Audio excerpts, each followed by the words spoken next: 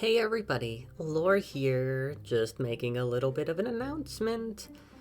And by that I mean nothing that anyone paying attention to my blue sky doesn't already know. But hey, it's fine, it happens. There's a lot of smut on there. For those not in the know, I'm currently working on a TTRPG system. It's called Aragale, Sparks of the Soul. Which will beg a lot of people to ask the question, that is, hey, is this just D&D? Is this just D&D? And the answer is, it's basically everything but D&D. So, lock the fuck in. Depending on what system you've come from, this might look similar in quite a few ways. In fact, if you're a Wrath and Glory player, this will just look a lot like your thing with the serial numbers filed off. And you're not entirely inaccurate. None of these things happen in a vacuum. The second you see how it's synthesized with other systems and why, it starts to become immediately clear that this is its own beast with its own vibe. First off, there isn't really a basic attack. You start with 4 punches and 4 kicks that your character is able to do, and all the weapons isn't just a damage value, there are different ways you can attack with that weapon. That yield some different benefits with some trade-offs. Some attacks are a little bit more difficult to land but give you benefits like possibly concussing the opponent or just doing better damage. In place of character classes, you have something called aspects.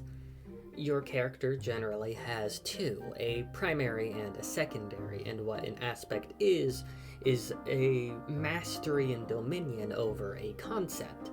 So having the aspect of weather gives you mastery over wind, lightning, rain, snow, ice, mist, etc. And how a character utilizes these aspects can be heavily shaped by the skills and knowledge that they have. Using the weather aspect as an example, someone with a lot of medical knowledge could use their lightning powers to restart someone's heart. Meanwhile, someone with an understanding of physics could use the same powers to turn themselves into a bullet train by electromagnetically sliding along metal rails. This means that depending on the type of academic or just life experience background, 2 characters with the same aspect may utilize their aspects in entirely different ways depending on just what skills they already have. And the multifaceted nature of each aspect would allow people to pull from different parts of the concept. An example would be a 3rd type of weather user who doesn't use lightning at all, rather instead using their knowledge of martial arts and weaponry, as well as their mastery over ice to create weapons out of thin air. Between this and the martial arts system, you're playing a game where how you utilize your abilities is very important. You are encouraged to get creative, get specific. This makes running into enemies rather dangerous and scary at times, as a lot of them have aspects too, and just because you know what aspect they have does not mean you know how they're gonna use it, or if they would at all. They might just pull out a gun and shoot you, and, well, that's pretty dangerous too.